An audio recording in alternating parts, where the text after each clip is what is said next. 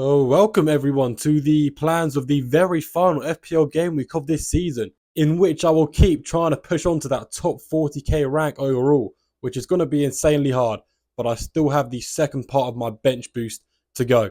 Quick reminder as to why I want to get top 40k. I just want to be able to beat my game week 3 rank. I don't want to have just spent 35 game weeks to be on overall a red arrow. That's pretty stinky. As it stands on my bench boost, I've currently had 15 players play. Well, Bruno Black, he didn't really play, so technically 14, but I've still got another 14 yet to play as long as the rest of my double game week players start. So we're pretty much only halfway through the game week, and if I can get another 20k rank boost, I'll be very happy. Looking at the results here, all those template attackers, all the basic ones, failed pretty much, except the one I didn't have, which was Phil Foden, which seems like a bad idea from me. Yeah, I should have probably got him in my team. But, you know, my differential, Brennan Johnson, only got a few less points and there's still another game to play. So, he could even outscore Phil Foden. I did get very lucky overall. I had Guardiola on 2 goals and a clean sheet. But, you know, they offered him the penalty. He could have got the hat-trick to be on 27 points. I don't know why he didn't take it. Like, bro, do you not care about my FPL team? Fun fact, if he did take that penalty, and he scored it, obviously, he would be on 27 points. And that would only be 6 points off breaking the world record for an FPL game week score, which is currently held by Wayne Rooney at 32 points. But to be honest, I only see a blank coming his way against Tottenham, so there was never much hope for it anyway. And even more luck was Van de Ven scoring the winner against Burnley. Like, I got that goal notification come in for 2-1 Spurs. I was fingers crossed, you know, please be Brennan Johnson, please be Heung-min Son. But no, it was Van de Ven, and that was probably an even better scenario than both my other players. So big up Van de Ven. My differential captaincy started off well when Haaland blanked, but it failed when Isak also blanked against possibly one of the easiest fixtures of all time, playing at home to Brighton, who are on awful form, and yet they managed to fail to get a result against them. Anyway, let's move on to the current Game Week 38 team, the team without any transfers. I currently only have one free transfer with 1.2 million in the bank, and there's very limited options with what I can do with my team here. The defence looks completely fine. Everyone has a chance of a clean sheet, even a few with a chance of a goal contribution. Then you've got the front three. You've got Isak, Haaland and Jackson. All good fixtures. There's no point in selling any of them. And you look at that midfield. Okay, the midfield is by no means bad either. In fact, if this wasn't the last game week of the season, I would most likely be rolling the transfer. But, you know, I may as well take a 1 week punt on someone. The only weakness to this team is that I don't have Phil Foden. And I cannot get Phil Foden unless I take a -4 to take out one of my Man City defenders. But Man City have a very high likelihood of a clean sheet on the final game of the season, something they're definitely going to have to win if they want to win the Premier League.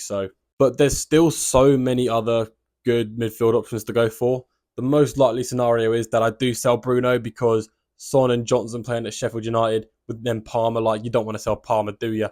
So I'll be looking to sell Bruno Fernandes, and I've narrowed it down really to only 2 good options. Since I can't get Foden, the 2 midfielders that speak the loudest to me is either Kai Havertz or Eberechi Eze. Now, Saka would also be a good option if he wasn't an injury risk.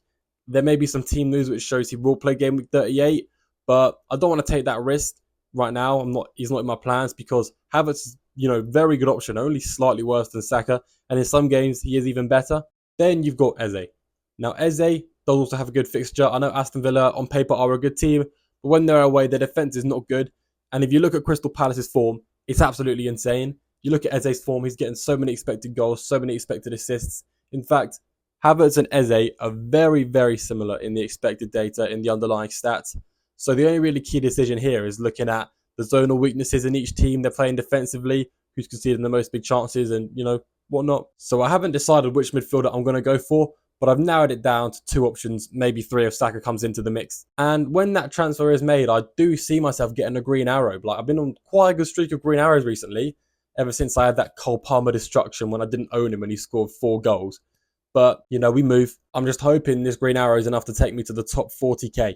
But I don't think it will be unless my bench boost, the second part of it, actually, you know, kills the rest of this double game week 37 and gets me over the line. And we're going to talk about captaincy now. The captaincy plans are pretty simple. I know when you're chasing rank, you're supposed to go differential on the captain, but West Ham concede the most big chances in the league.